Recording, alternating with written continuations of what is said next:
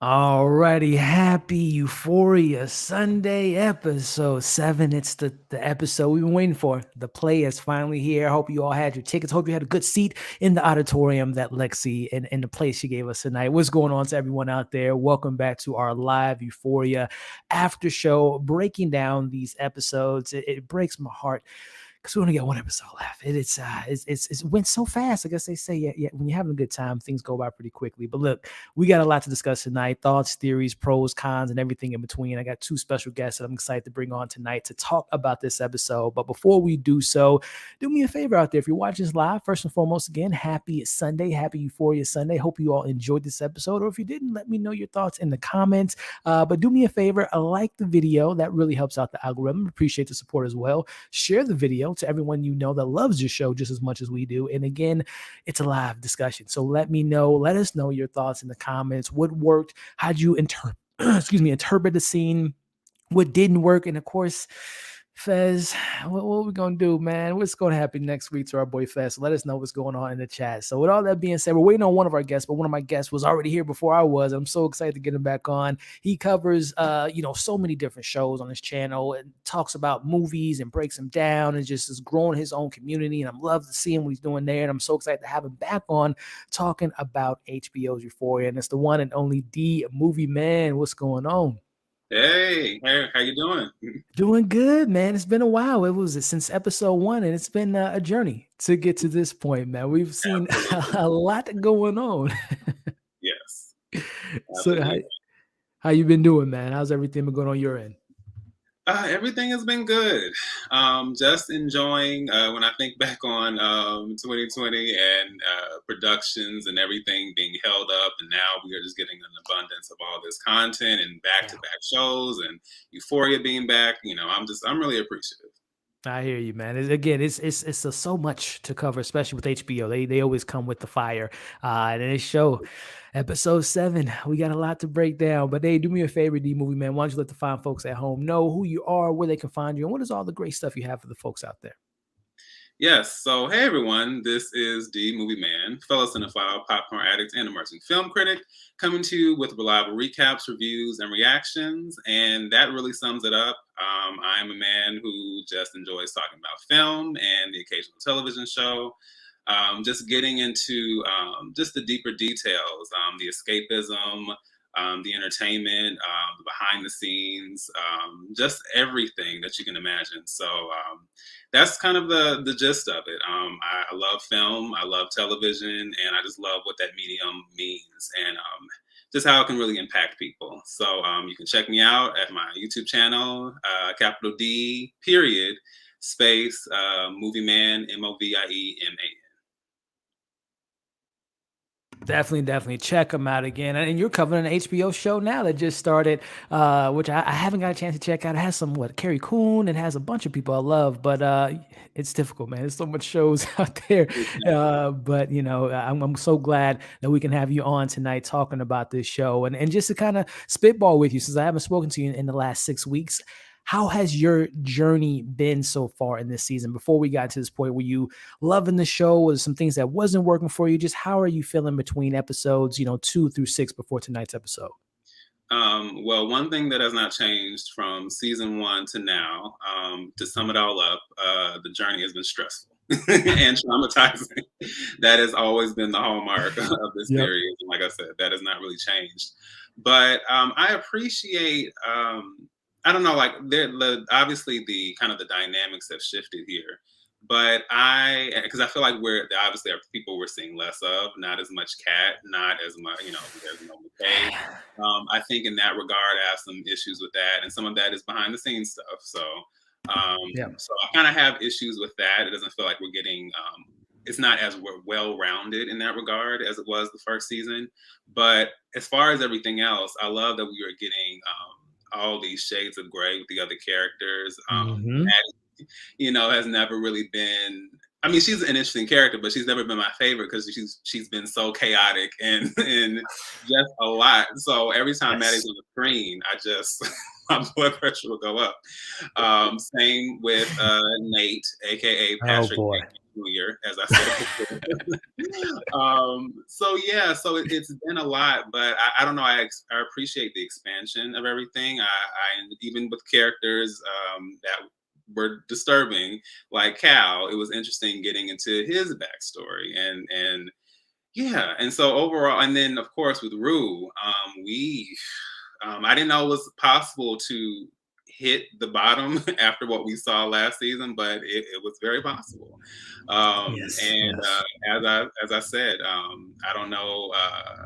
I don't know. They say that Red Bull gives you wings, and I don't know if gives you superhuman abilities. That chase scene, Oh everything that yeah. was going on, I was waiting for Nick Fury to call her up and sign her up for the new Avengers. Like it was a lot, but Yeah.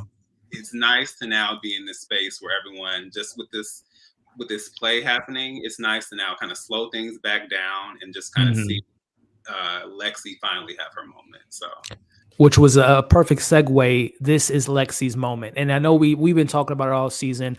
The lack of character development for a character like Kat, Jules, for example, seems to be kind of lost in the foreground. But I will say, and not that we can't have all of them at once, having all those great stories. But I'm glad that we at least get more of Lexi in this season. And just your thoughts briefly before we kind of maybe break into and wait for our guests to come in. But Lexi's journey so far of her discovering her inner voice and speaking her truth and allowing her perspective of how she views, not only her sister, her mom, but her friends and her sister's boyfriend, which we'll talk about in this episode. But how have you been enjoying, if you've been enjoying at all, Lexi's journey so far this season?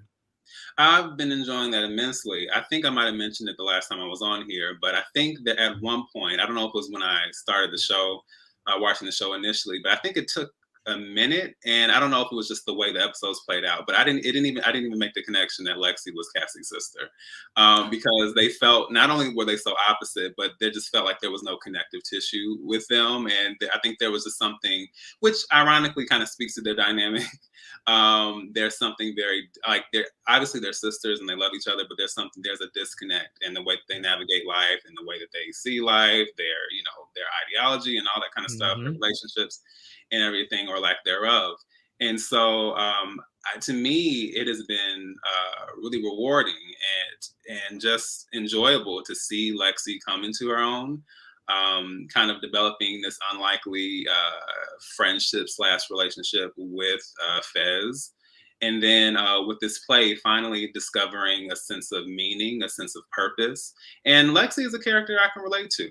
I've had a lot of, I think, I don't know, in certain videos, I've even touched on how I've had my own experiences with kind of being pushed, into the background and not necessarily valued and constantly feeling this sense of comparison. I'm not good enough. Does anyone see me? Does Yeah. anyone hear me? So Yep. those themes are relatable to a lot of people, not even just me. And so to see her finally have her moment to just like, this is how I feel. This is the inner workings. This is everything that I've experienced, even if it was at certain people's expense. Mm-hmm. I was actually here for it. I'm glad she got to just let everyone know, like, hey, this is what it is. Take it or leave it. Yeah, no, I hear you, man. It's been a journey to see her perspective of things, and how her family and other friends might perceive her, how she takes them. And there's so much to go over. But we got our, the movie man. I'm so excited to talk about this episode with you tonight. And we got our second guest that just came in. And this young lady here, I came across her channel when I was, seeing, okay, I want to do these lives after shows. I want to have some people that I'm loving her content. And I came across her channel because she was reacting to this very show that we're talking about tonight. And her reactions have been incredible. So much so that she made it on one of the main stars' Twitter account. I'm talking about the one and only Zendaya. But this person here, I'm so excited to have her on and talk about this episode. I'm talking about the one and only Rakia. What's going on? How we doing? Hello, hello. I'm so excited to be here. So, So excited to uh, have you. So you went to the play. Did you have a good seat at the play of Lexi's play? Were you front on, row? Were you in the back? You couldn't see what was going on? I I saw a bit too much. There was like so much going on. I was Yeah. overwhelmed the whole time, but For sure, it was a show that's Oh, gonna be continued in the next episode apparently. to So be continued, very much so. But hey, Ricky, why don't you do us a favor? Why don't you let the fine folks at home, if they're not too familiar with the content, who are you? Where can they find you? And what is it that you do on your platforms? well, I'm Rakia. I do reactions to TV shows, movies.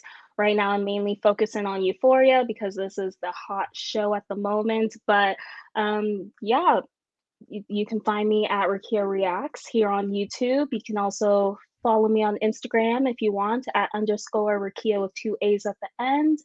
But yeah, that's I'm just a girl on the internet giving her unwanted opinions on TVs and movies. But There you yeah. go. And you know, with those awesome reactions, like I said, you were able. Are you and Zendaya? Are you on like first name basis? Do you Oh guys, yeah, check in with each? yeah. Okay, Zay Zay, that's my girl. Like gotcha. we go way back now. That is awesome. Again, ladies and gentlemen, the Movie Man and Rakia's information is in the description. So just click that, check them out, subscribe. They are some not only awesome people, but they are even a better content creator. So definitely show them some love and support. So before we get into it, I've had the Movie Man on the stream before, but Rakia, I have a question for all my guests for the first time. Who's your spirit animal in this show? Who's that one character when you first saw Euphoria? And it's not like you don't do all the stuff that they do, but you can relate to their character. Who's that character for you in Euphoria? um, Probably Nate. I'm kidding. No, Hey, no, I'm joking. we learned last week he I'm was not. nice at one point when he was, a Yeah, baby. He I was was a starting to nice feel kid. sorry for him. I was like, damn, he has Cal as a father. Like, Yeah, I can understand like why he does the things he does. But like, no, after last episode with the with the whole, gun. uh, Man. I back on my bad list. But no, I for sure relate to Lexi in a way, just how she's a very observant person. I'm that same way. I like to observe people while I'm out in public, kind of like I don't know, in a weird way, see how they interact with their own lives. I find it so interesting that we're all living our own lives and Mhm. like we don't know what's going on. So I like Yeah. observing people. But another character this season that I've really been loving is Bobby. I don't know why. Every time she's on screen, she just like brightens my mood. She's the best. She's the best. And just before we kind of break it all into it, because I asked the movie man, and I want to ask you the same question. And again, you do a great job on your reactions on your channel, but just where are you at with this show so far? We're 7 episodes into this final season. How has this season been for you? Again, we got a finale next week, but in comparison to season one, has it been better? Has it been on par? Has it been a little bit of a disappointment? How has your experience been with season two, 7 episodes in? I don't know if it's better because to me, in a way, these two seasons feel so different. Like, we Yeah. went Yeah. from the first season and kind of the storylines going on and like getting to know the characters and ending the way it did on a cliffhanger. And I thought in this season, we would kind of like continue and like tie off the loose ends. But I don't know, it seems like this season they're really going for the shock value Mm, and just really kind of be messier this season with the whole like cheating and sleeping yeah. with best friend's ex, and it's just it's a lot. It's Yeah. entertaining, but it's for sure it feels like a different show a bit. Mm. Right. Still iconic, but I don't know. The movement. Do you feel the same way? Because I know I've seen Sam Levinson talk about that. He did intentionally want this to be a much different show. Like he, from the color palette to the storylines be a lot different. But to Rakia's comments, do you feel like it's a little bit messy at times, and not purposefully, but like messy just because it's this lack of character development, just too many chaotic stories? How do you feel about the journey so far that we've gone on before we break down this episode? Yeah, I absolutely agree. I think that, and it's hard because I can't sit down. I can't get inside Sam Levinson's head and get into all the specifics and details of how he's approaching this season. But I think that there was something more laid back and kind of calm and chill. Even with we had things going on, but there was just kind of like this very kind of calm flow to the first season. Yeah. And with this, it kind of feels like how certain movies do with sequels, where it's like we take everything the Gotta get first, bigger. Gotta and go. it's like let's Yeah. amp up, let's go Yep. there. It's like let's crank everything up, and that can be fun in some circumstances, but it can also kind of detract from the quiet impact of the story and the subtext and like the deeper messaging. And I think that in some way we've kind of gotten away from that. I think we stuffed more spectacle in as Yeah. opposed to substance. No, I agree. And we've said it a couple times on this stream in previous weeks that I think the pandemic definitely kind of shifted the trajectory of the show. We got our two little specials with Rue and Jules. And we've talked about a couple weeks ago the behind the scenes stuff that we've been discussing, whether it be, Chris McKay's character or most recently Barbie Ferreira, who plays Kat, and some of the stuff that's been going on. So there's been some, unfortunate stuff. But like Ricky has said, it's still a great show. It's still even with the messiness and the drama and all this stuff, it's still some great And stuff here. I will like to add too, like high school is messy. Like there's Oh a whole yes, lot of drama going on in high school, a lot of definitely. gossiping. So it's like I understand like why these teenagers are acting like really with no regards to anyone else's feelings or anything Yeah. because you're selfish, you're a teenager. Yep. But yeah. No, I hear you. I hear you. Well, speaking of, getting into the madness, it is time, ladies and gentlemen, to get into this play. We've been waiting for it for weeks. I thought the play was going to be when Maddie found out about, Cassie and Nate, but we got that a couple weeks ago. But I'm so glad that we finally saw what did Maddie do when she was chasing her up the stairs. I thought we were so shortchanged from that, but we see that in this episode. But let's take it from the top. And we open with our star, the almost a Sam Levinson in her own right. She was the writer, the producer. She starred in this play, and I'm talking about the one and only Lexi Howard. And starting with you, the movie man, when we open up this show from, again, her perspective, her seeing from the eyes of Leslie and Susie and Rue and the play and all that stuff, or her father's wake. She's a real one, man. She has been there since day one for Rue, and it's so unfortunate that Rue can't give her that same type of friendship. But just your thoughts on, again, the behind the scenes of Alexi Howard and how she perceives certain things, especially when it comes to Rue's father's wake. Yeah, so it's interesting because for whatever reason, I never know what angle each episode is going to approach certain topics or certain themes.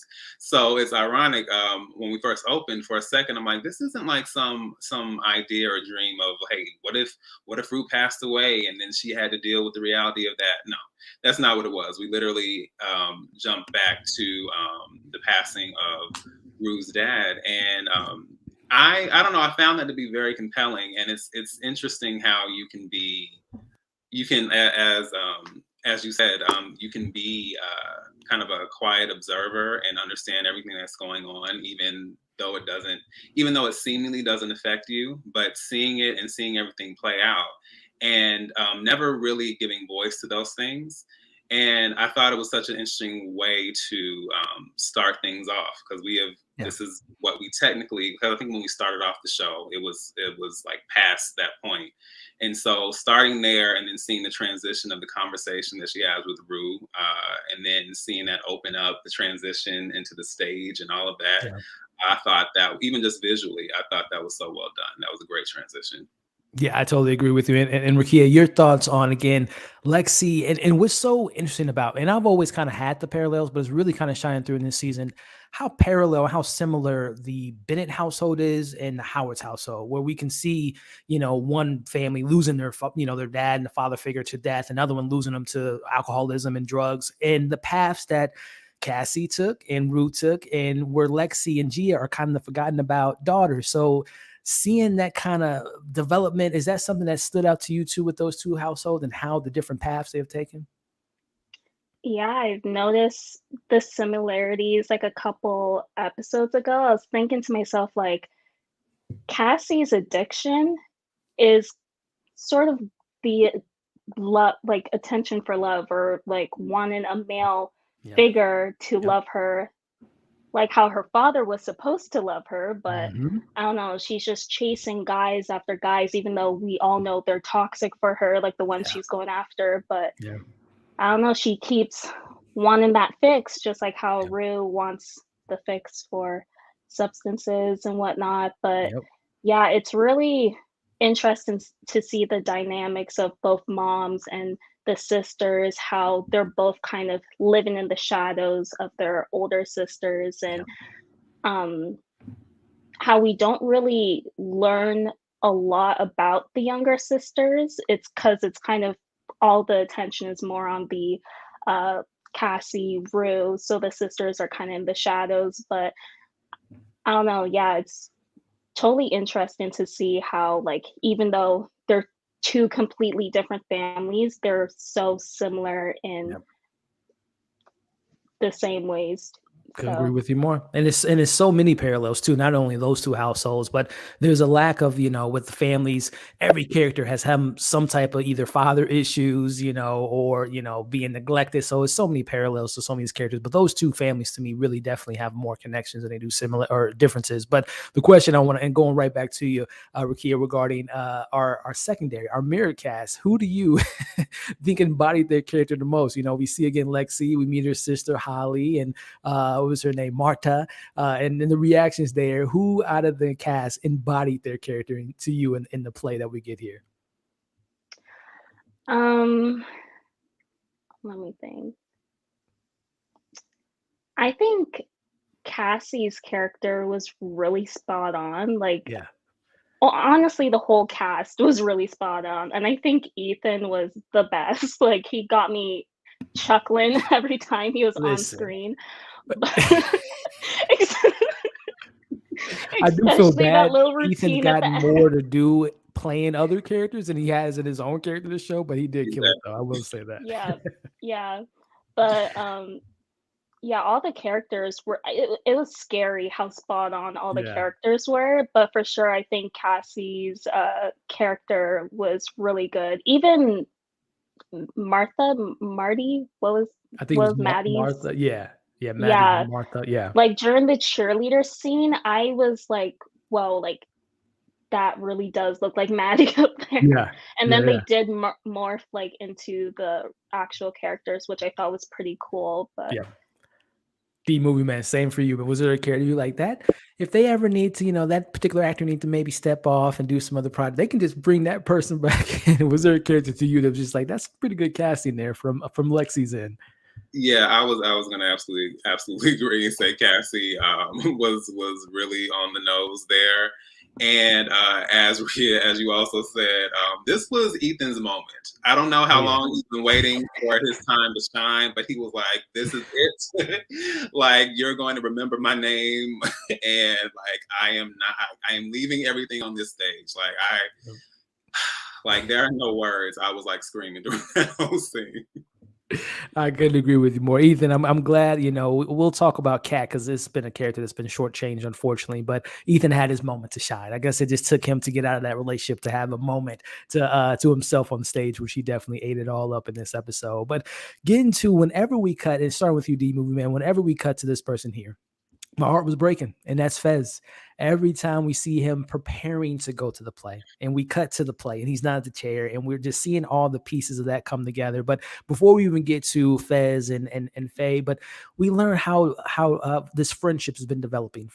Rue tells us very early on that her and Lexi and Fez have been talking for every day for months and building this relationship, building this friendship, and maybe even something more. But the thing is, the first question I have for you, the movie man, is how would you feel as he's talking about the intentions if a friend of yours like Lexi made a play without your knowledge? Would you be upset? Would you go to the play? So the interesting thing about Lexi's whole play situation is that it immediately took me back to the film The Best Man, starring Taye Diggs and Nia Long. Taye Diggs plays a character named Harper Stewart, and he Oh literally yeah. writes a book. And he just changes a few names. He tries to kind Yep. of like switch the scenarios, but everyone's kind of like, so I think that's about us. Yeah. And as we go on, it really you know what hits the fan, and it goes to another level. But as far as this, I would have a side eye. Now I'm a laid back person. I'm chill, so I can go in and just kind of maybe try to be objective and take it for what it is, but also it depends on what's being said, like, and I think it Yeah. also comes down to what is your view of me. It's not like Right. it's one thing to have insight on me or to try to say something about me that's true, and I can still be offended by that. But also there's just a line between commentary and then I don't know, almost kind of like mocking and jabbing. So that's where my issue would probably be. Well, to that point, and Rakia tossed it to you in regards to Cassie. She sees herself on stage, and correct me if I'm wrong. I took Lexi as she was just more channeling her insecurities, more so than she was like poking fun of her sister. But it did come off a little ditzy when she was portraying Cassie and just so about her looks and love and all that stuff versus her inner love. So, your thoughts on the perspective? Was she mocking, making fun of Cassie at points in this play, or was it just again, this is how I feel about my sister, and so much so my insecurities. I could never follow up her beauty. I can't get the same attention. How did you perceive that dynamic that Lexi was putting on her sister? I don't know because I think Lexi, she was really trying to kind of do this play in a more comedic way to kind of not like offend anyone, to just, yeah, what you said, show her insecurities in like Yeah, a funny way. But yeah, there was some moments where I was like, did you really need to add that, Lexi? You right, didn't. right. But yeah, I going back to your question on like how you would feel if it was Someone wrote a play you. about it. Yeah. Yeah, I think I would be pretty annoyed. Mm, yeah. For sure, when I saw that she added Rue's funeral in like for her father in the beginning bit of the play, I was like, that's a bit like crossing the line, I feel, because you can totally add someone's um there's just a line between adding someone's, just regular day-to-day Everyday life. Yeah. situation Yeah. and then adding in a traumatic Yeah. experience like losing a father. There's Right. just a Right. boundary, especially we I'm not sure if she asked Rue or not. They don't really show that. Rue seemed fine. She didn't really seem that upset in the audience, but Yeah. I know for sure if I was sitting there and saw that, I'd be like, cut the lights, guys, we're done. Show's over. I hear you, and I will say the only person I do think that she did try to hurt was Nate in this entire play, because we'll get into that, because that might have been like a moment that I don't know if that is the right moment for Lexi to put her perspective on Nate, for him and his sexuality, for the whole school to see. So Lexi, I love you, but you're not perfect. We'll get into that, but again, going back to perfect, I think Fez is our boy. I think we can all say Fez is one of our a crowd pleaser. Starting with the movie man. Fez getting ready for the play, he ain't making it, right? Oh, absolutely not. I knew that from the beginning. Ironically enough, I got stuck when I was on here the first time. You asked about the spirit animal. I don't know how I completely bypassed Fez, but Fez is just he's regardless of what you think about his choices, he's deep down, he has a heart of gold. He is a Yeah. dependable person, and he's there for you. Like I said, that other piece complicates it, Yep. but he's a very well-rounded person in spite of the circumstances. But I knew even if I didn't.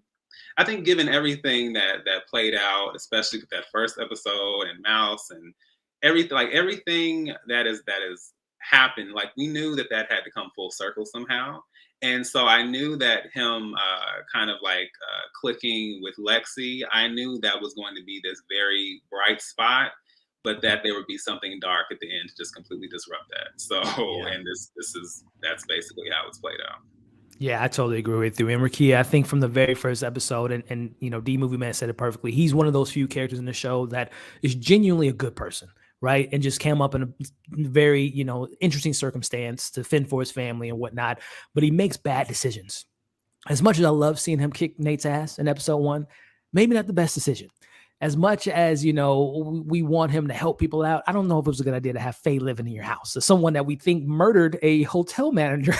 With all that being said, so it's one of those circumstances where it's like he's such a good person, but he makes bad mistakes. But your thoughts on how all this is shaking up, and how do you feel about Faye? Do you think that she is in line with what her boyfriend's trying to do, or do you think she felt uncomfortable knowing that he's cooperating with the police? I think she for sure felt uncomfortable. There were some moments where I saw her side eyeing her boyfriend, and I was like, "Yes, Faye, like, come on, like, come to your senses and Yep. tell Ashtray and Fez what's up." Because, yeah, I just don't see how it would go down. It would either way, if she tells them or not, it's going to end in a mess. Yeah. For sure, Yeah. since Ashtray, he's starting to pick up on what's going on. Like he saw Faye and the boyfriend talking, and he's like, Yep. I don't like this combination right now. What's going on? And I'm afraid that there's gonna be a repeat with Mouse, and and Ashtray's gonna do something to the boyfriend. But Get that box cutter. yeah, Yeah. for sure, I just knew from the beginning of the season when we saw Lexi and Fez being cute together. I just knew it wasn't going to end well. It's just we can never have good things in this show. Nah, they don't Absolutely. last long, unfortunately. Sam No. just built something just to snatch the rug right under us. But Yeah. before we get into the next topic, we got 60 people watching live. We appreciate you. Make sure again to like, share, leave your thoughts in the comments, and of course, subscribe to these awesome content creators that you all see on the screen right now. But get into some of the more meaty stuff of this play here as we get more of Lexi. What if I was Cassie in the situation? What if I was the cool kid or the popular kid or what have you? And just seeing again her highlighting herself and kind of putting herself on Front Street. But speaking of Front Street, Rakia, what do you think about Mrs. Cassie's new look that she got going on here with Mr. Nate Jacobs, and just your general take on Sydney Sweeney in this season? Have you been a fan of Cassie in the decisions she's made so far this season? I like Cassie's character. I do. I want the best for her. But gosh, I feel like a disappointed mother this whole season. I keep telling Yeah, Cassie, like, stop doing that. Don't do that. Come yeah, on. Like, you deserve better. But I feel for Cassie in a way. I know there's a huge hate train for Cassie, her yeah, character, but I think I kind of view each character from a more like emotional point of view. I'm just like, I understand where you're coming from. I understand you have traumas, and like as a teenager, you don't know how to deal with it. So like I understand where you're coming from, but like come on, like let's get it together. Come really, Nate, like of all guys. But um yeah, her new look is it's a look. it's a look, right? A look. She looks good. She just doesn't look like herself. Exactly, she Right. exactly. and then the little comment Maddie made when she saw them, I She looks the I was part, right? dying. Yep. Yep.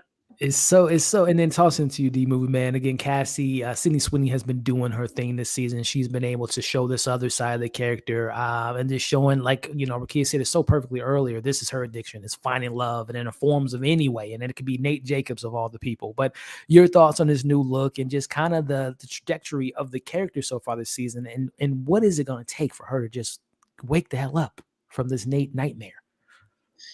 So I think Rukia, you made a great point as far as seeing it from the emotional standpoint. These characters may not be likable, and they definitely make questionable choices. But you also have to look at it from a standpoint of trauma, of disruption, of teenagers and hormones and all the things that go on at that time in your life, and not really knowing how to navigate life the right way. So there is grace in that. But we absolutely are pouring salt in the wound, especially when we look at Nate. It's just like, from the frying pan into the fire. And Yeah, I think that, like you said, that addiction is strong, and yeah, that's unfortunate. But I think it would take something oof, almost as devastating and traumatic as what Nate did to Maddie on the last episode. And I feel like I've yeah. always said, Maddie has always been this steely, very, unpredictable, sometimes scary type of character. And that was like one of the few times where I was like, whoa, like I can see that. Okay, no, I'm just I'm just a young woman, and I'm scared, and I don't want to deal with this. And I'm like, you could see like the fear and just the hurt and the pain, and even not even just that, but also just realizing that this friendship has been a lie. Everything that I felt for this person has just completely exploded. Yeah. So So I appreciate, like the dynamics of that, the fact that we can see deeper into these characters. But for Cassie, I think it would take something as drastic as that for her to say, like, okay, well, maybe this isn't a good idea. Otherwise, I don't see her breaking out of it. And I think this pairs up perfectly to when we see these scenes play out, because we cut to a younger Cassie, right? And whenever they do the younger flashbacks, they do look like younger kids with the braces and the whole look and all that. But this scene here stems so perfectly to explaining why Cassie is the way she is, because she suppresses, let's say, a lot of her emotions. She ignores things just to pretend everything's fine. As we see, Cassie and her younger sister with their dad, who I don't know if that's a character if we're gonna see more of in the future. We'll see what comes of that. But we see young Cassie and Lexi out with their dad, and we know Lexi seems to be more in tune with her emotions, but unfortunately, her sister ignores what's in front of her, right? And that speaks so highly to, we know as Nate, her best friend Maddie has told her everything that he has done, every despicable thing he has done, but yet she's dating him now. So Rakia, this is again speaks to what you said earlier, but again, just seeing that scene of them at a young kid and how Lexi perceives her dad versus how Cassie, and how literally different they see their dad, just ignoring,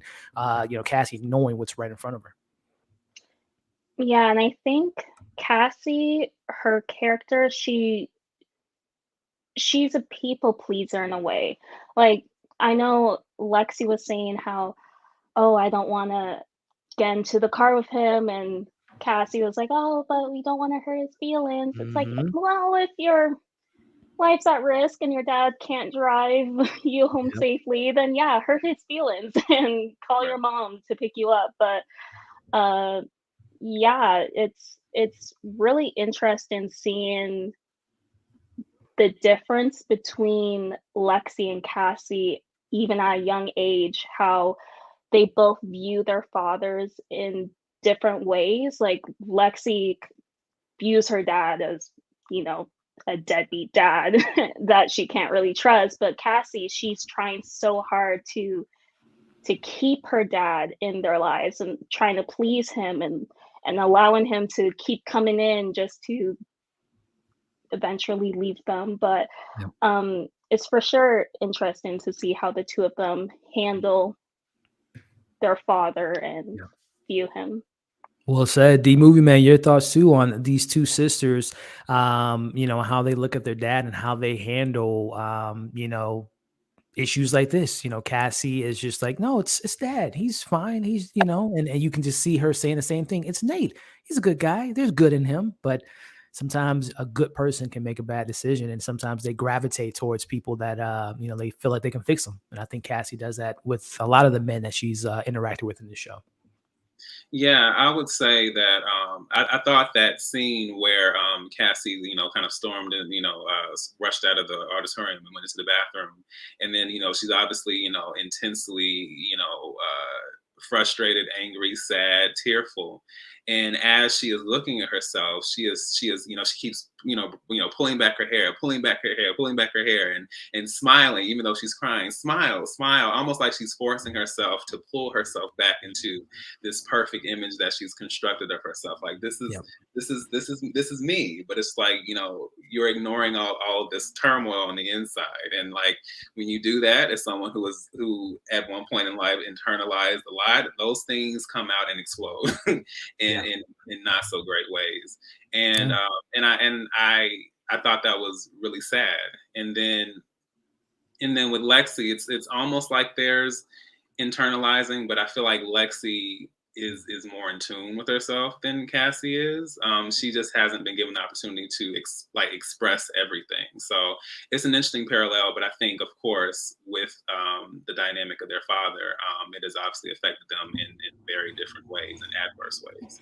Yeah. I mean, again, just like you both have said, this internalizing your true pain comes out in weird ways, and it comes out in dating like a Nate Jacobs, right? It's just like she doesn't know how to decipher good or bad, and, good relationship, toxic relationship. She just wants love wherever she can find it. But I thought that was a really good kind of scene to kind of put that in perspective. But speaking of putting in perspective, I think we get maybe our first interaction between Rue and Fez when we see young Rue getting drugs from Fez, maybe for the first time or whatnot. But I think more importantly in that scene, and tossing it to you first, Rakia, in regards to the relationship of Rue and Lexi, and how when Rue is straight and narrow and clean, they can both benefit from each other. But again, we know the path that Rue took down. But just seeing their young friendship at an early age, how do you feel about this scene here between Rue and Lexi? It was really nice just seeing them be friends and just teenagers hanging out, having conversations, and just living life carefree.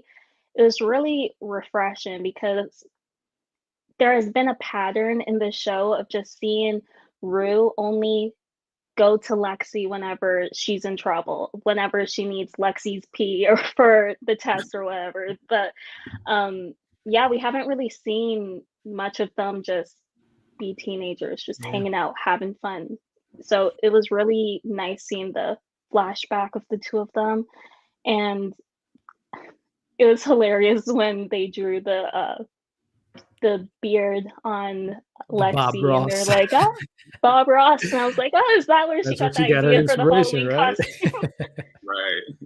Yeah. Definitely. The movie man, do you have anything to add to that, my friend, in regards to just seeing that friendship that I think benefits both people, but only when Rue is clean? How do you feel about this young friendship? And is it a possibility that they get back to that path if Rue can stay on a clean path?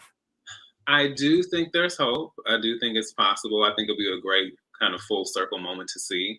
And I just thought that scene with them was. Let me also say that sitting on top of any kind of roof and having that kind of experience with a friend, I've always wanted to do that and never had the opportunity.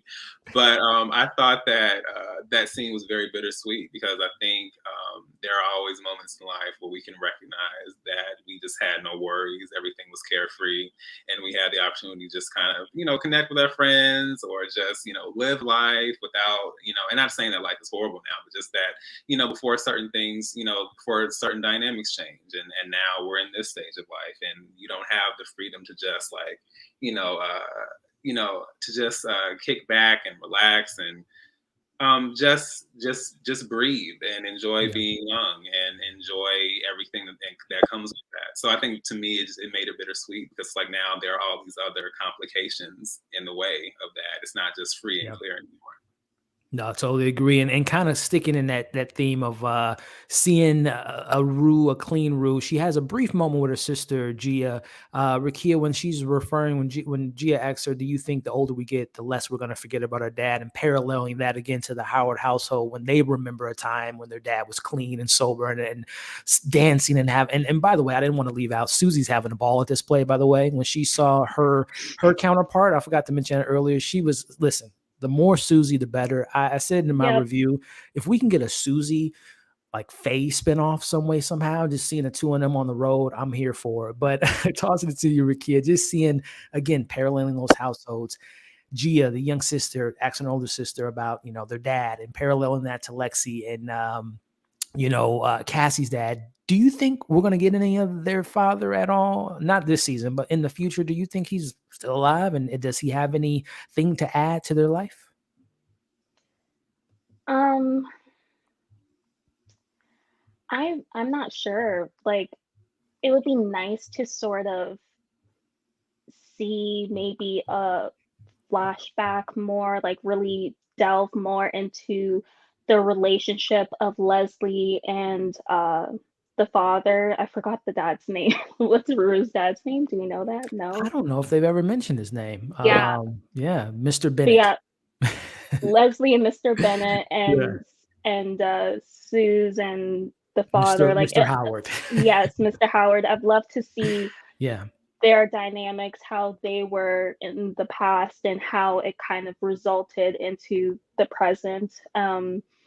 But yeah, I would love to see more from the fathers and just see yeah, more of the dynamic between the families because seeing the Howard family in their home just dancing, living carefree, it was nice. It was refreshing to see the family be happy for once. I feel like there's just been so much crying, screaming, just yeah, high emotions. It was just nice to have a break and just see them smile and yeah. laugh. But yeah, for sure, I like we obviously got a bit of backstory in the first season, but for Mhm. sure just delving deeper would be nice, and delving deeper into the mom's into the mom's backstories. I know, like, last episode I thought we were A gonna little get bit of Leslie. Leslie, Yeah, and I same. was like, oh my gosh, Leslie, are we getting a little backstory? And Yeah. it was just a couple seconds about her. I was like, Yeah. oh my gosh, guys, really?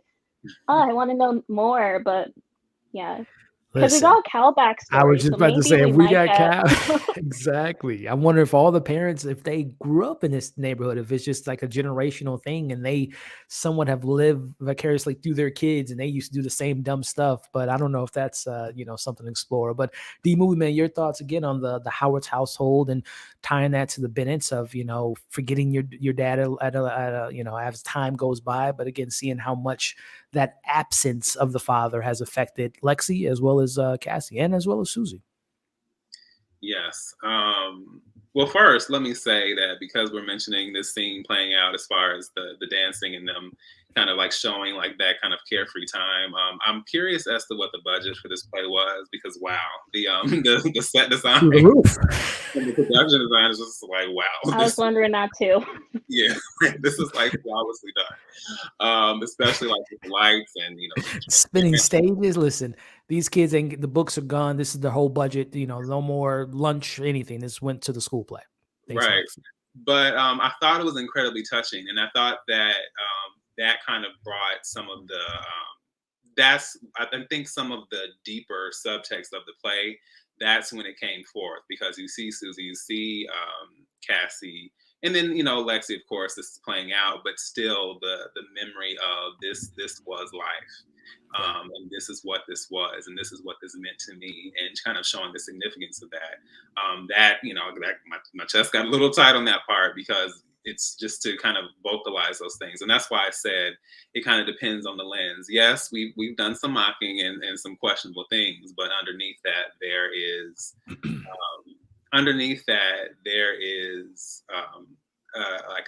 like a truth and a reality and a lot of emotion and lingering things as far as what we've experienced and what life has been.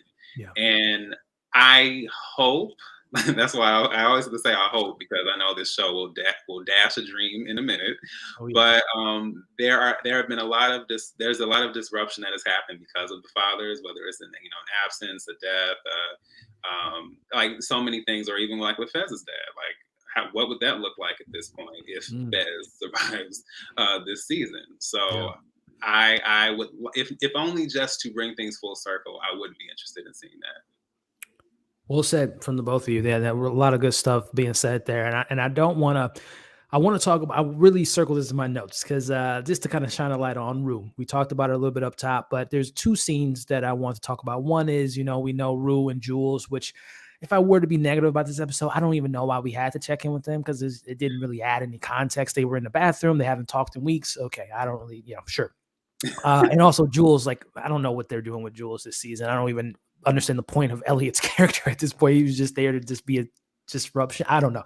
Either way, what I want to talk about with you all, and if you guys have any thoughts about Rue and Jules and what you hope to see in the finale, definitely, let us know. But Leslie, she says something to Rue that I understood what she was saying, but I don't know if the context fit well for me in the show because the last time we saw Leslie was last week crying, begging, pleading for her daughter to make it to rehab. And then we cut to this scene of her saying, if you want to ruin your life, you want to take your life, go right ahead. And I understand the sentiment. She has to save one daughter if she's going to leave, maybe lose Rue. But I don't know, Ricky, am I overthinking it? Did it seem like it was almost like an off-screen moment that she had where she came to this realization? I know she talked to Ali last week that, G has been neglected, but how did you feel about her saying that to her daughter, who's on the verge of, obviously going down this path of drugs? But how did you take that scene of Leslie just saying, wiping my hands clean on you, baby girl, you're almost 18? I took that as tough love. Like, for sure, Yeah. I've gotten that sort of tough love growing up where my mom's like, oh, if you're gonna act a fool of yourself, then go do that. But I know deep down she's kind of just saying that to just sort of scare Rue in a way to smarten up. But we know she Yeah. would care if Rue does get worse and if Yeah. something bad does happen to her. Um, yeah, for sure. I didn't notice it until you brought it up, how like it kind of felt like a weird jump from Yeah, end of last episode, crying on the yeah, phone to just instantly, I don't care. But um I don't know, maybe because uh Leslie sort of feels as though she's not going to get the help she needs from the hospital or the system, or mhm, get Rue back into rehab. She's sort of trying to handle the situation on her own, trying out different methods of like, if I try to like tell her, oh, I don't really care, maybe it'll get her to start caring in a way. Um, yeah, but yeah, for sure, Gia needs attention. She needs to get more of her mother's love and attention onto her, especially right, since now we're right. learning that Gia has been not doing that great in Bad grades, school and she's been detentions. getting Yeah, detention. yeah, yeah, It's and we're just now learning this too as an audience, just like how Rue didn't really know anything that Gia was going through. We didn't know anything either. We were just like, what? Gia's not doing good in school? What? But I don't know, it's that's bound to happen when yeah, you're so when you live in a household like the Bennets where it's just constant just yelling, screaming, yeah. crying, emotions. It's Hmm. I don't blame her for not really caring Slacking for off. school. Yeah, Yeah. yeah. I I would be like, I have more important things to worry about. I need to worry if my sister's gonna run through the town again. Like it's for Yeah, sure. I hope Leslie takes Allie's advice, and it seems as though she is, and is really starting to show Gia more love. yeah. Um, but yeah, Well said. I'm having, I don't know, D movie man. I just feel like it's, and again, I do feel like it's some deleted scene out there. Cause again, I know Ali said that to her last week, but then to go from 0 to 100 to have that moment. Cause, and I know some people are mentioning in the comments, reverse psychology, just another tactic. I don't know if it's a tactic to use to Rue. We know Rue has been dealing with Lori. Rue has been dealing with some crazy stuff. She ain't your average teenage kid where you can take like, oh mama, you're scaring me. I don't know if words can scare Rue more than action. So I don't know if I take that tactic if I'm Leslie, but your thoughts on how you perceive that scene, and if Rue's gonna take that tough love route, but more importantly, hear that her sister needs that attention and maybe try to get clean for not only herself but for her sister. How did you take all that, man? Yeah. So people, I was thinking it, but then people said it. But I think in theory, it is a reverse psychology tactic. But the problem with that is that that is a slippery slope, and that can often have the opposite effect of what This you is a of what drug you addict that think. we're talking about. And Yeah. then I almost wonder if there was a small piece of resentment because we saw all the stuff that Ruth said to Leslie, and that whole experience was something out of a horror movie, and their whole house is chaos anyway. So I almost wonder if part of that wasn't just some resentment that jumped up and it's like, you know what? But I do agree that the it felt like there was some connective tissue missing, especially when you end an episode in such an impactful, emotional way, and then we jump to this, and so I don't know what was missing there. Yeah. But I think that whatever Leslie is trying to do to kind of rationalize that, and I also have to understand like she's been through a lot, but I don't think it's worth it to potentially send her down the wrong road because it could easily Yeah. be something in her mind where she's like, oh, okay, well, Right. Oh. yeah, Party. Yeah. And I guess too, in this show, this episode in particular, did a lot of flashbacks to play what was in the current timeline. I guess we don't really know when. I assume that was said after last week's episode. I don't know if that was said prior to 2 weeks ago, but I'm assuming that at that moment when they were in the bed was after everything that went down last week. But again, I hope it's reverse psychology. I really do hope, and I hope Rue doesn't take that as a freeway hall pass to get another suitcase full of drugs. So we'll see if that parenting tactic is going to work, because there is an adult looking for Rue, and that adult goes by the name of Lori. So yeah, we're going to need as many people to help Rue from Lori. We'll talk about that maybe with next week, what we hope to see. But wrapping something up in regards to, we talked about friendship, and this is Lexi's perspective of her friendship in regards to Maddie and Cassie. Rakia, what was your thoughts on, was it all a lie, or was Cassie being authentic when she said, you know what, I went through the same thing when I lost, because we know that Maddie was staying at their house because their parents were going back and forth and she had a house to kind of be away from that. Was it fake, or did Cassie really have feelings for Maddie? And seeing Maddie in this moment, beating down the door, which I gotta say, Cassie's all her best moments have been in the bathroom this season. But your thoughts on this friendship? Was it real? Was it authentic? Was it fake? And how did you feel about Maddie in that moment? Did you feel bad for her? Yeah. I not gonna lie, I was getting a bit teary-eyed just because you can really see the emotion in Maddie. This is really heartbreaking for her. I think because we kind of see Maddie as this sort of confident girl who just like is unapologetically herself, just to see her this emotional, it's for sure like shocking. But when you have a best friend who betrays you, it's going to break you and you're gonna get sad. And I don't know, and just seeing Cassie too, just once again, it kind of reminded me of the scene we saw her in the washroom, sort of holding back the tears, keeping on the straight face. That was her in her own bathroom when Maddie's there banging on the door, telling her, like, explain as a best friend, why did you do this to me? And she's just still trying to keep this poker face of like shutting off these feelings she has for betraying Maddie so she can pursue this love relationship with Nate. And it's really sad to see because you can, me personally, I can tell that Maddie really loves Cassie.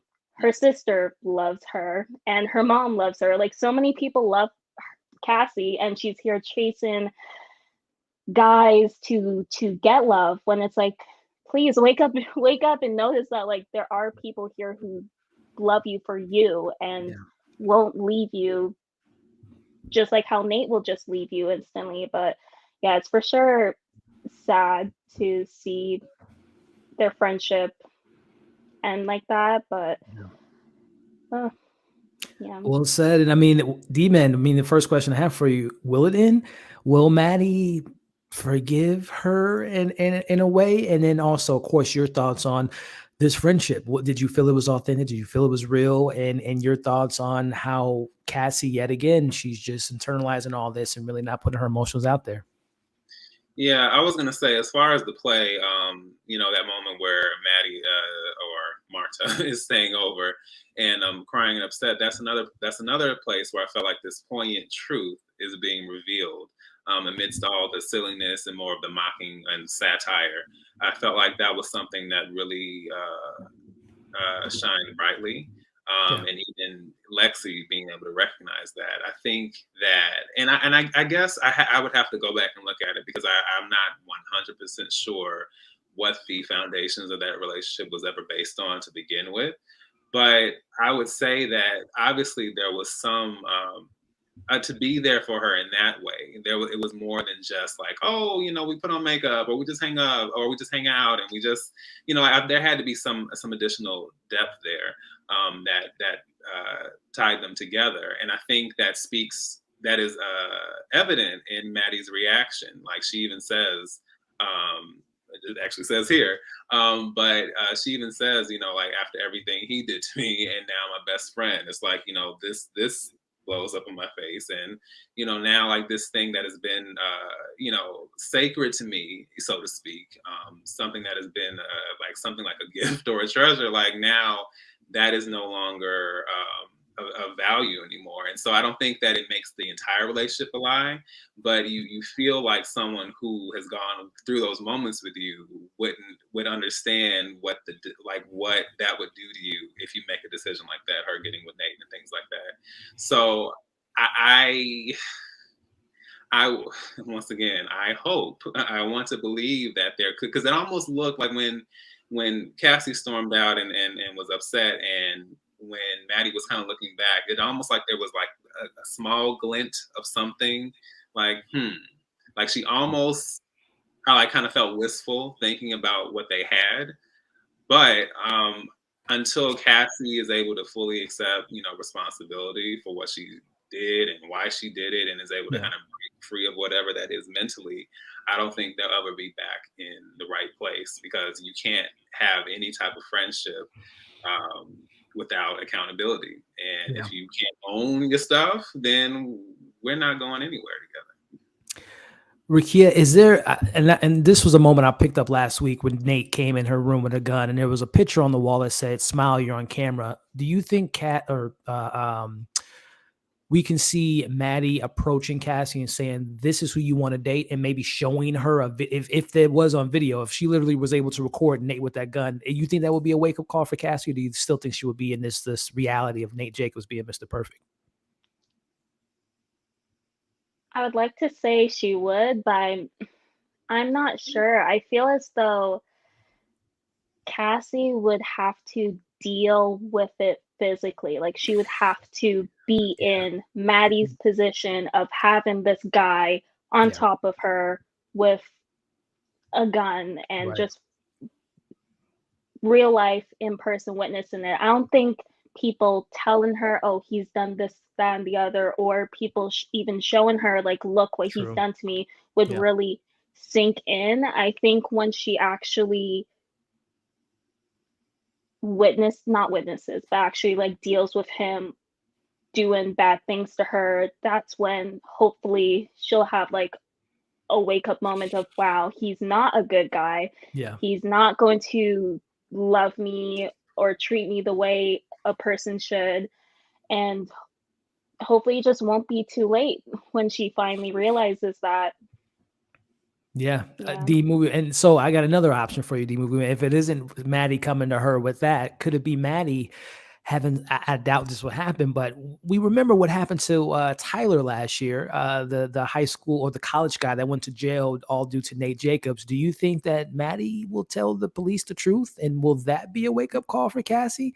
That Nate constructed this whole thing of getting this man and this person in jail. Will that be something that can wake up Cassie, or like Rukia said, it's going to take something physically to see for Cassie to wake up?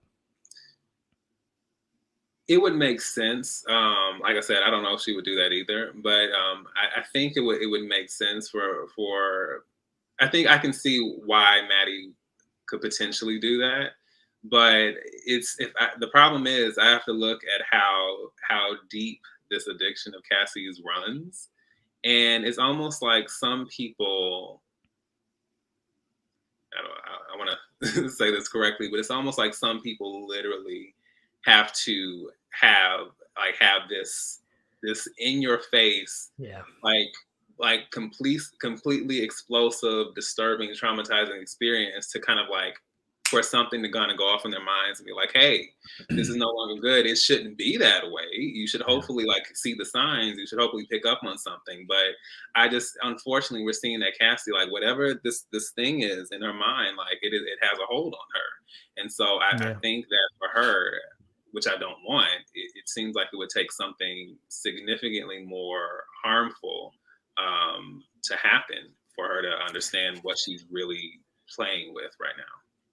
And I can't remember the quote exactly, and I can't remember the episode exactly, but there was instances where Maddie says some people are just meant to be, with toxicity, right? When she was talking to Kat, and I think in the party, because I think of Cassie when she saw her dad in season 1 walk in the house stealing from his own family. She still has feelings for her dad. Well, of course, it's her dad, but she still can't see that side and put away. So she might not have that whatever we have. We can wake up and say this is not a good person. She might not have that gene. That could just be who she is as a person. So I don't know if it would take Nate throwing her stuff on the lawn, tossing her around to get her out of the house, and she still might not realize that. But we'll see what comes of that. But speaking of Nate, this moment here, starting with you, D movie man, we see his nightmares, which was pretty haunting, if I may say myself. A Norman Bates, Patrick Bateman moment. He sees himself in the mirror. He sees all the women of his life in his mirror, but then he sees his father on top of him, and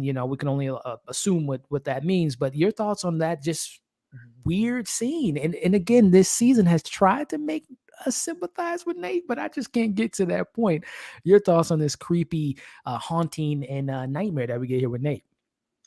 So let me say that we can understand someone's backstory. We can understand someone's experiences without it rationalizing anything or it us saying like, "Oh, I understand now.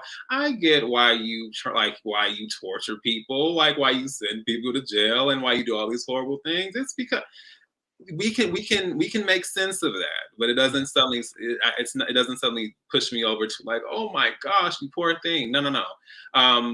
I People have been alluding to this, and oh, I know what it was. I believe it was the last episode where his mom was saying like, once you got to a certain, like, you used to be so kind, you used to be so sweet, like you used to be totally different, and then you got to a certain age and then something went wrong.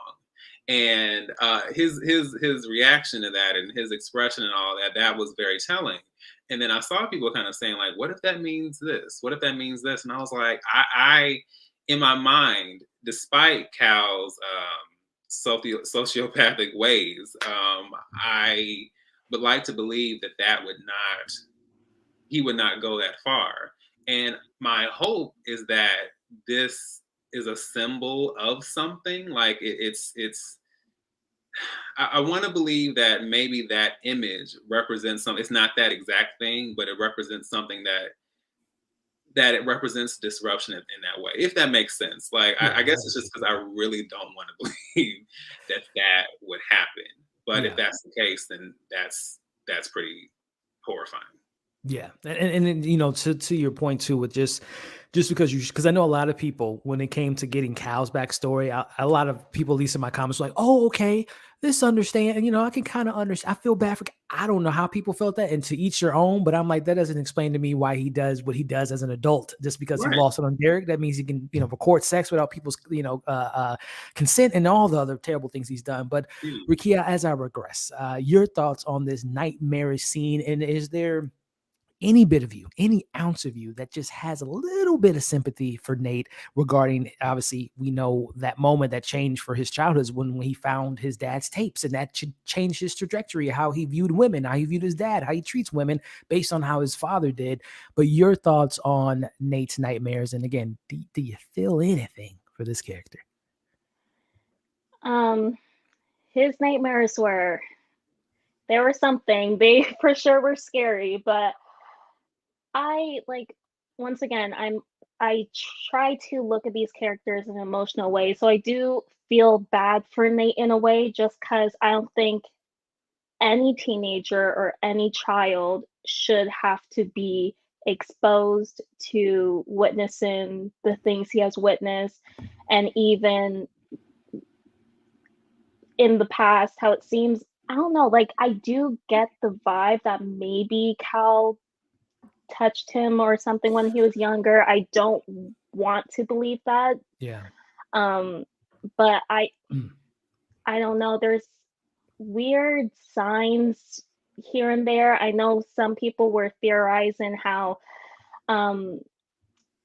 Nate in last season, I can't remember exactly what he said during the meltdown scene in season 1 with him and his When he was like father. beating his head on the ground. Yeah. Yeah, Yeah. and I think some people are saying that Nate said like "Don't touch me again" or something. I can't remember I exactly know what he was saying people like, are let me go, saying. let me go. Yeah. Yeah. Yeah, and Yeah. people are Yeah. saying how, oh, it's because like Cal touched him before, and that's why he feels the need to kind of be this tough guy to Yeah. kind of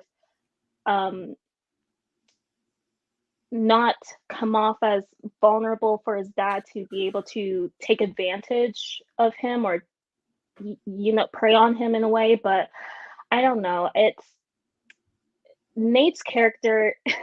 Even though he's very sick, he's a very sad character in the way how not Yeah. only does he have a father like Cal, but his mother seems to really just be kind of like, what's the word, oblivious to what's going on. I know she's Yeah. saying last episode how Yeah. oh, Cal's not into therapy, so Yeah. like that's why I didn't put you in therapy. But it's like as the mom, like if you Yeah. notice a drastic change in your child, that's concerning. Yeah. Like who cares what the father says? I'm putting my kid in therapy. Like Yeah. if I think there's something going on, then child's needs first. Forget like what anyone else thinks. But um yeah, it seems as though she's kind of just there and not really being a mother to Right. Nate. And when she was saying how, oh, I don't know how you turned out the way you did, I was just there like, how are you surprised? Like, I don't understand how you're surprised Nate turned out the way he did when you're enabling his behaviors. You're Right. laughing that he Right. put his hands on someone, and Right. I I don't know, just It's so interesting when you were saying that. I immediately went because we get a little bit moment with Samantha and Maddie in this episode. She gives her the dress, which again we talked about last week. That camera, I don't know if there's more to that camera other than giving her the dress, but it's so interesting to see Maddie and you seeing herself and Samantha in the future. But also to your point, I can see Cassie being a Masha grown up, right? Because it seems like Masha almost similar to Maddie. Had her sexual relationships very young on, and she married this guy in Cal, a la, Nate in this situation. There's a lot of similarities between those two characters. So I don't know if Cassie is seeing her future self in a Masha character. But going back to Nate here, he gets his spotlight, ladies and gentlemen. And in his spotlight, and I don't know how you all feel. I want to start with you, D Movie Man. Was this a low blow? Again, I know we hate Nate, but was it a low blow to put how she feels about his sexuality? Because that is a moment. If he is bisexual or gay or however his sexuality is, should you be putting that in your play and putting it out there for the school to essentially make fun of with Lexi? Did you think about that, or were you just like, yes, I want everyone to make fun of Nate because he's the most despicable character in the show? Or was it again kind of morally speaking, kind of messed up on Lexi's part to put that out there? I'm just curious. Right. Now, I'm not going to lie because it was because the entire thing was so unexpected and so funny and so in your face and so like, whoa. I kind of got caught up in the moment, and I did revel in it. I can't lie about that part. However, if I am to step outside of the optics and the situation and Nate, it's a lot we have to step outside of. Then, if we're going to be honest, if I was considering how I've talked about these moments of poignant truth and and deeper meaning within this play, then this was the opposite of that. This was like about as far away from that as you can get. This was like, hey, like you are the joke of this, and I understand on one hand it can be deserved. You can see it as karma based on his actions, Yeah. but in and of yourself as a person and the play and the meaning of this play, was it foul to do? Especially with all like this entire auditorium of people like laughing, like ha, like Yeah. really just like reveling in this. Then yeah, I have to be honest about that. I feel this to me. I don't know if this is too extreme, but this to me, showing this Nate scene would be almost equivalent to Lexi having her sister having her abortion and everyone seeing that on screen or on stage. Ooh. Like that would that like putting his, if she feels that way about it, I feel like that was kind of a low blow on Lexi's part to the expense of us of the audience. Like, yeah, sticking to Nate, but in reality, that was kind of messed up. Ricky, do you feel the same, or are you just like poured on them? They should have showed more of Nate's no, insecurities and his bad behavior. I feel the same for sure. It's once again like there's a line. It's like, yeah, like Nate's a crappy guy, but to kind of out him like that is really it's not really any better. You're no better than him in this point. I feel as though if maybe she had listened to Fez and added in the scene of Fez being up Nate, that would have been a good that would have been like a Good funny substitute. moment. Edit that out. Yeah. Because it's not really like anything too like crossing the line in a way. It's kind of like comedic, haha, like. Right. But I don't know. I think outing someone like that is very distasteful, and yeah. Yeah, I'm glad a lot of us are on the same page. Again, I know how the show has perceived this character and how we support. And again, the show never like says to us on the screen like this is a bad person, this is a good person. It's all obviously up to our interpretation. But I'm glad we can all say that it is, even though it was a very like the movie man said, I was laughing too, man. But then when I kind of step back and put my adult brain on, I'm like, man, that's kind of messed up if we're being honest. But before we wrap up this discussion, quick shout out to Leslie with the super chat. Appreciate you. And again, 110 people watching live. We appreciate you all. Make sure if you haven't to like the video, share it, continue to leave your thoughts in the comments. And more importantly, you see these two people on the screen right now. I'm trying to get the point in here. Their links are in the bio. Check them out. And more importantly, subscribe to their content because they are two incredible content creators. But wrapping up this thing, we see, at this point, Nate is maybe showing a little bit of his aggressive side to Maddie, or I should say to Cassie, as he says, get your stuff, get out of here. And we see her breathing up against the screen. We'll talk about here in a little bit, like Michael Myers. But before we go to that, the movie man, this moment here, and I want to get you guys' thoughts on what will happen with Fez. We see, and I can't remember Faye's boyfriend's name, but again, Ashtray, a lot of stuff has slipped by him these last 2 weeks, but he's starting to peep game. He's starting to realize there's some stuff going on. As we see again, Fez just getting ready. You think others gonna think I look handsome, just doing all his great stuff, preparing for the play. He realizes there's some tensions, there's some animosity, there's something going on in the room, and he says, "Is everything okay?" And I want to know from you, D Movie Man, is everything okay? First, really quickly, because I've seen in the comments a couple of people say this. People were saying like, why would he wait until a certain time to leave for the play if the play was already over? They just for context or clarity, I think they are showing the play happening at one time and his preparation at another time. Because when he walks up and he has all his stuff on, he's telling Lexi says like, I saved you the best seat exactly. So like this isn't happening like chronologically at the same time. But my assumption was that along with Ashtray potentially slicing and dicing, I think that there may be some kind of raid or some kind of bust. I could potentially see that because I don't know. It just seemed like there was something about that situation that was leading up to like someone just coming in and like just wrecking shop and like busting up the whole place and him potentially like getting arrested. Ashtray gets taken away. Like there's another like piece to that. Very much true. I mean, we see him put it was early in the episode. Again, I can't think of the character's name, but he puts his phone on the table as if he's wants to have like a confession. And that's the moment where we got him, we can come in or whatever the case may be. And again, Rakia, to D-Man's point, are the police outside? Do they have a warrant? Can they just bust into his house? Because we all know that his drugs aren't in the house, if I'm not mistaken. He moved all that stuff to the convenience store, but there's still weapons in the house. There might be some other stuff in the house.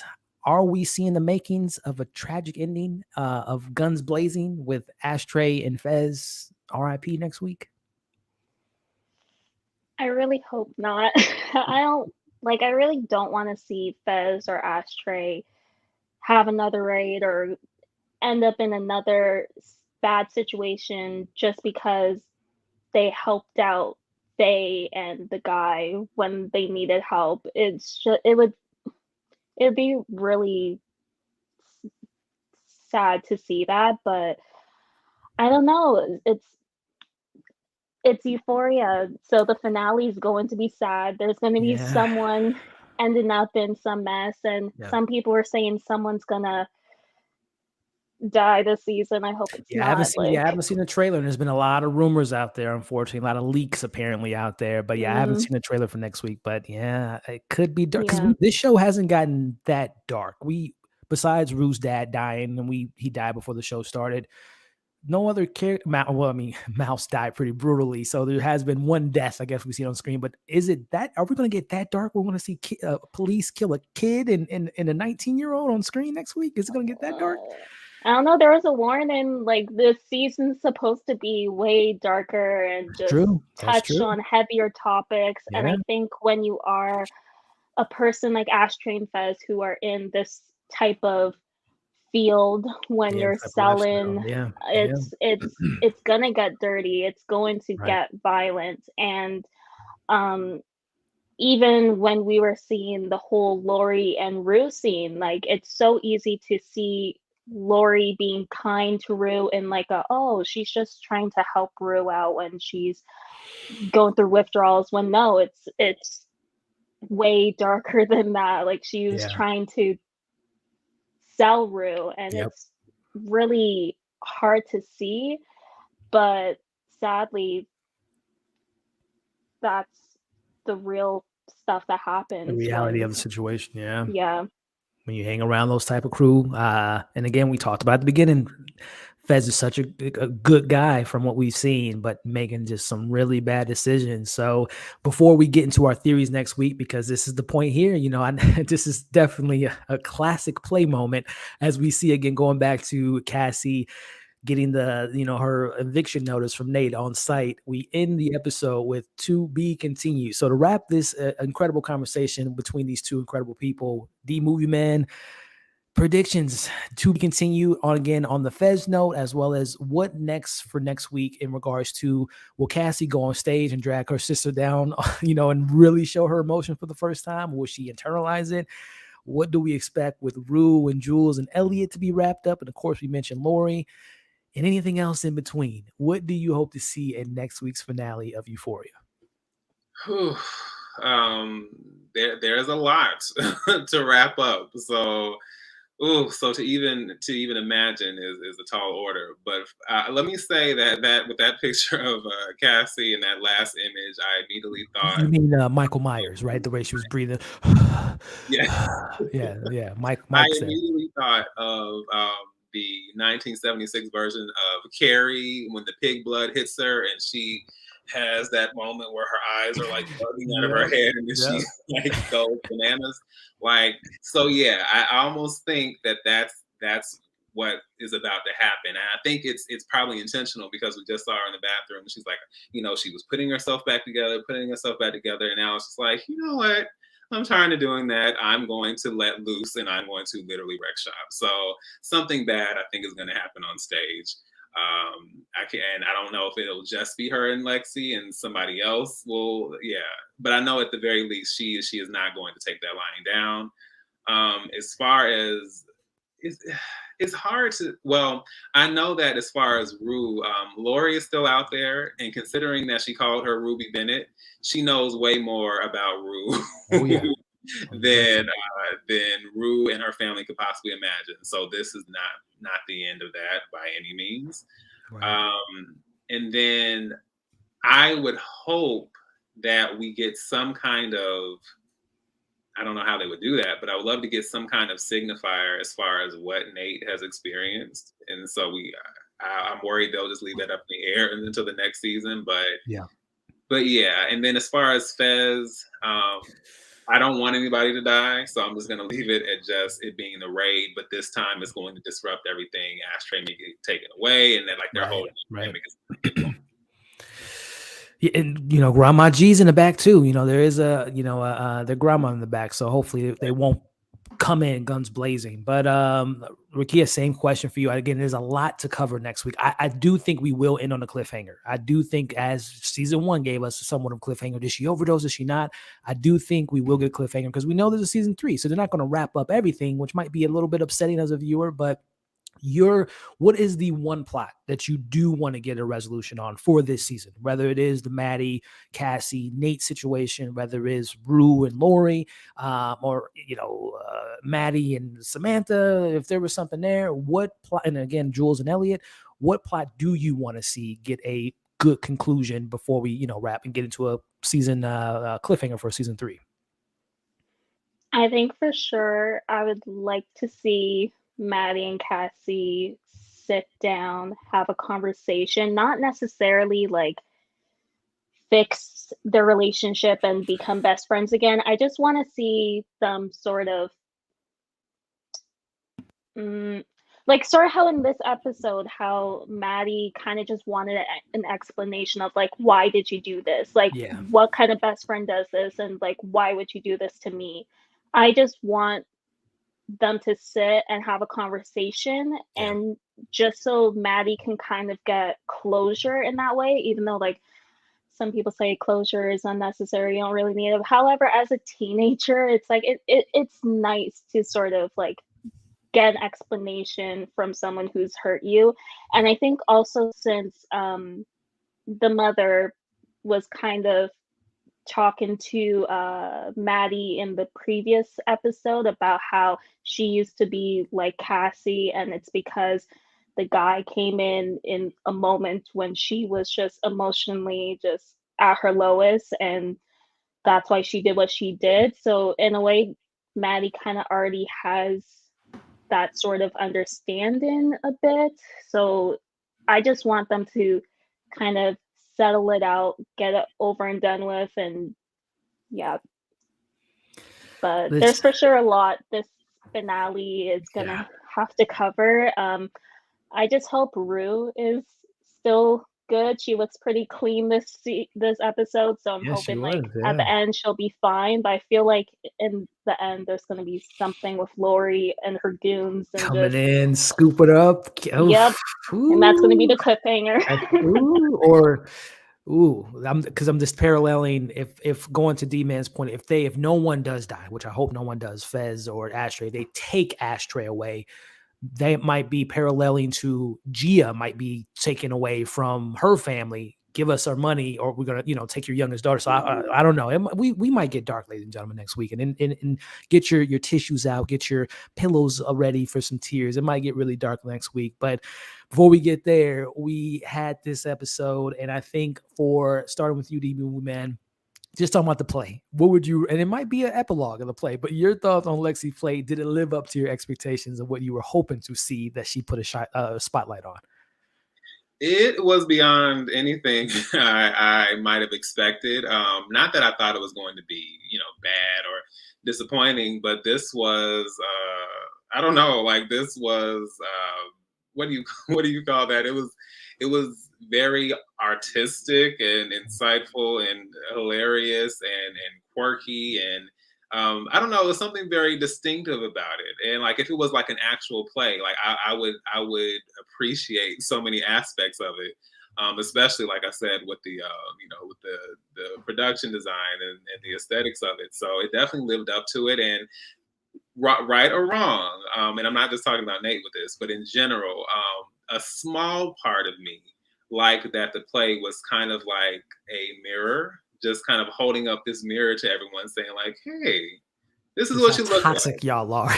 Do you like how you look?" So, I think for that Yeah. alone, I really really appreciated it.